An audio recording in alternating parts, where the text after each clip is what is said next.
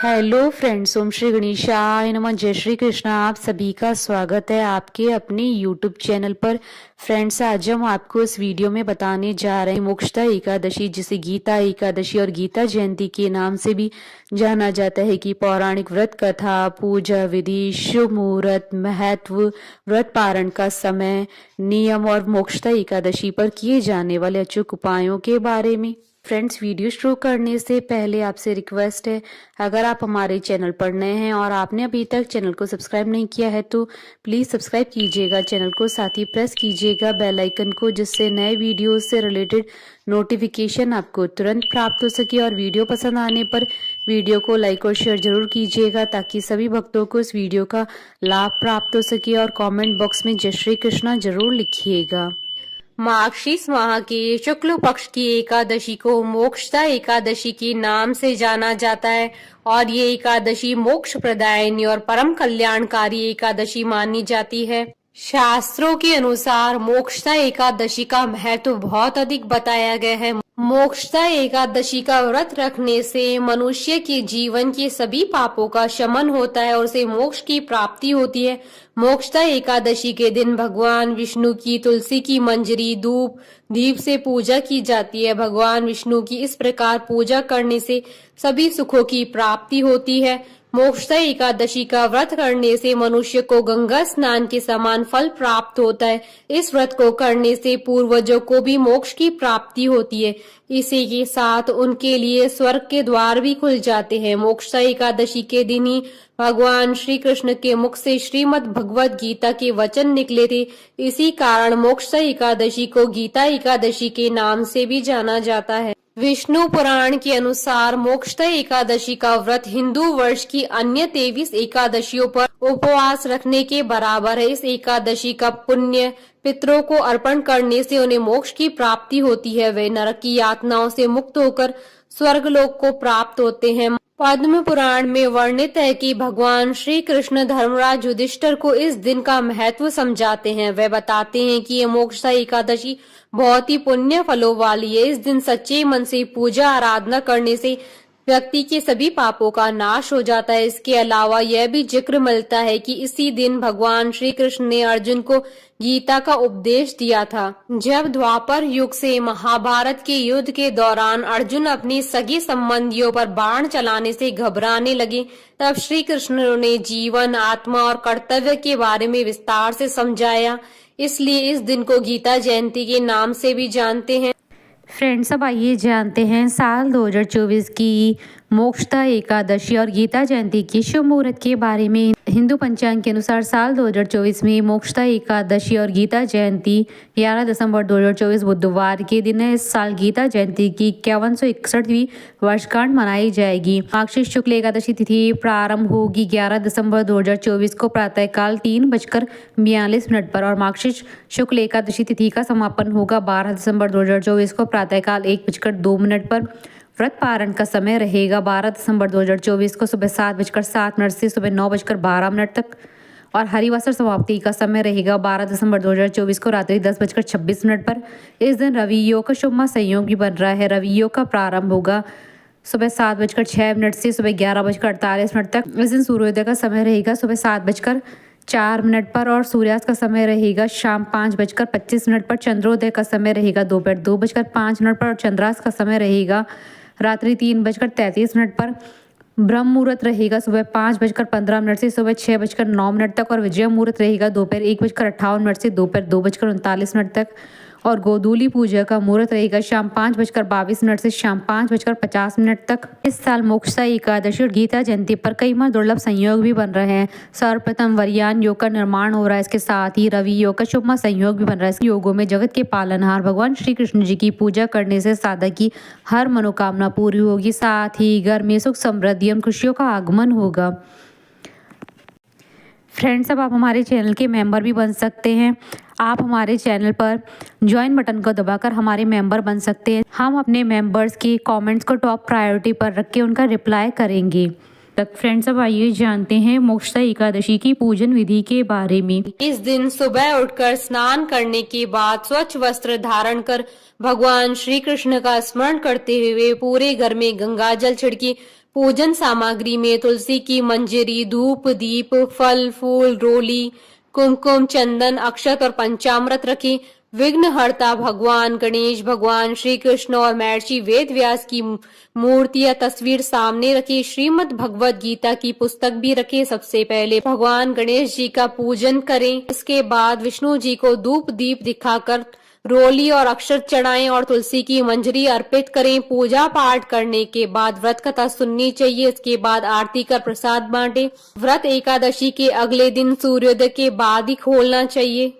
Friends, अब आइए जानते हैं मोक्षदा एकादशी के नियमों के बारे में। शास्त्रों के अनुसार एकादशी के पावन दिन पर किसी भी पेड़ पौधे के फूल एवं पत्ते नहीं तोड़ने चाहिए। यदि जगत के पालनहार भगवान विष्णु जी की पूजा में तुलसी पत्र चढ़ाने हैं तो उसे एक दिन पहले ही तोड़कर रखने चाहिए। एकादशी के दिन चावल का सेवन नहीं करना चाहिए। मान्यता है कि इस दिन चावल का सेवन करने से मनुष्य का जन्म रेंगने वाले जीव की योनि में होता है। इसके अलावा इस दिन जौ, मसूर की दाल, बैंगन और सेम फली भी नहीं खानी चाहिए। एकादशी के दिन मांस, मदिरा, प्याज, लहसुन जैसी तामसिक चीजों से दूर रहना चाहिए। साथ ही इस दिन किसी भी दूसरे व्यक्ति द्वारा दिया गया अन्न भी ग्रहण नहीं करना चाहिए। मान्यता है कि इससे पुण्य नष्ट हो जाते हैं। शास्त्रों की नियम अनुसार एकादशी के दिन किसी भी व्यक्ति की निंदा और गुस्सा नहीं करना चाहिए। वाद विवाद से दूर रहना चाहिए। गरीब और लाचार लोगों का उपवास नहीं करना चाहिए। एकादशी के दिन ब्रह्मचर्य का पालन करना चाहिए। एकादशी के दिन महिलाओं का अपमान करने से व्रत का फल नहीं मिलता है। सिर्फ एकादशी के दिन ही व्यक्ति को किसी भी दिन महिलाओं का अपमान नहीं करना चाहिए। जो व्यक्ति महिलाओं का सम्मान नहीं करते हैं उन्हें जीवन में कई तरह की समस्याओं का सामना करना पड़ता है। फ्रेंड्स, अब आइए जानते हैं मोक्षदा एकादशी के दिन किए जाने वाले उपायों के बारे में। मोक्षदा एकादशी के दिन सूर्योदय से पूर्व उठ जाएं। स्नान के बाद राधा कृष्ण के मंदिर में जाएं। वहां गेंदे की माला भगवान को अर्पित करें। यह उपाय आपके जीवन में चली आ रही धन संबंधी परेशानी दूर करेगा। यदि आपके जीवन में सुख समृद्धि नहीं है तो मोक्षदा एकादशी के दिन पीले चंदन या केसर में गुलाब जल मिलाकर मस्तक पर टीका लगाना चाहिए। मोक्षदा एकादशी के दिन देवी लक्ष्मी की कृपा पाने के लिए केले के 2 पौधे घर में लगाएं। इसके बाद इस केले की नियमित पूजा करें और इसका फल दान कर दें। खुद इसका सेवन न करें। यदि आपके घर में धन आते ही खर्च हो जाता है तो मोक्षदा एकादशी के दिन भगवान कृष्ण को पान का पत्ता अर्पित करना चाहिए। इस पान के पत्ते पर पहले रोली से श्री लिख लें और उसके बाद ही भगवान को अर्पित करें। पूजा के बाद इन पत्तों को लाकर अपनी तिजोरी या अलमारी में रख दें। मोक्षदा एकादशी पर भगवान विष्णु जी की पूजा में पीले रंग के फूल का प्रयोग करें। इससे आपकी मन की आस पूर्ण होगी। फ्रेंड्स, अब आइए प्रारंभ करें मोक्षदा एकादशी की पौराणिक व्रत कथा। महाराज युधिष्ठिर ने कहा, हे भगवान, आप तीनों लोकों के स्वामी, सबको सुख देने वाले और जगत के पति हैं। मैं आपको नमस्कार करता हूँ। हे देव, आप सबके हितैषी, अतः मेरे संशय को दूर कर मुझे बताइए कि मार्गशीर्ष एकादशी का क्या नाम है। उस दिन कौन से देवता का पूजन किया जाता है, उसकी क्या विधि है, कृपा करके मुझे बताइए। भक्त वत्सल भगवान श्री कृष्ण कहने लगे कि धर्मराज, तुमने बड़ा ही उत्तम प्रश्न किया है। इसके सुनने से तुम्हारा यश संसार में फैलेगा। मार्गशीर्ष शुक्ल एकादशी अनेक पापों को नष्ट करने वाली है। इसका नाम मोक्षदा एकादशी है। इस दिन दामोदर भगवान की धूप, दीप, नैवेद्य आदि से भक्ति पूर्वक पूजा करनी चाहिए। अब इस विषय में मैं एक पुराणों की कथा कहता हूँ। गोकुल नाम के नगर में वैखानस नामक राजा राज्य करता था। उसके राज्य में चारों वेदों के ज्ञाता ब्राह्मण रहते थे। वह राजा अपनी प्रजा का पुत्रवत पालन करता था। एक बार रात्रि में राजा ने एक स्वप्न देखा कि उसके पिता नरक में है। उसे बड़ा आश्चर्य हुआ। प्रातः वह विद्वान ब्राह्मणों के पास गया और अपना स्वप्न सुनाया। कहा, मैंने अपने पिता को नरक में कष्ट उठाते देखा है। उन्होंने मुझसे कहा है कि हे पुत्र, मैं नरक में पड़ा हूँ, यहाँ से तुम मुझे मुक्त करवाओ। जब से मैंने ये वचन सुने हैं तब से मैं बहुत बेचैन हूँ। चित्त में बड़ी अशांति हो रही है। मुझे इस राज्य, धन, पुत्र, स्त्री, हाथी, घोड़े आदि में कुछ भी सुख प्रतीत नहीं होता है। क्या करूं? राजा ने कहा, हे ब्राह्मण देवताओं, इस दुख के कारण मेरा सारा शरीर जल रहा है। अब आप कृपा करके कोई तप, दान, व्रत आदि ऐसा बताइए जिससे मेरे पिता को मुक्ति मिल जाए। उस पुत्र का जीवन व्यर्थ है जो अपने माता पिता का उद्धार न कर सके। एक उत्तम पुत्र जो अपने माता पिता तथा पूर्वजों का उद्धार करता है वह 1000 मूर्ख पुत्रों से अच्छा है। जैसे एक चंद्रमा सारे जगत में प्रकाश कर देता है परंतु हजारों तारे नहीं कर सकते हैं। ब्राह्मणों ने कहा, हे राजन, यहाँ पास ही भूत भविष्य वर्तमान के ज्ञाता पर्वत ऋषि का आश्रम है।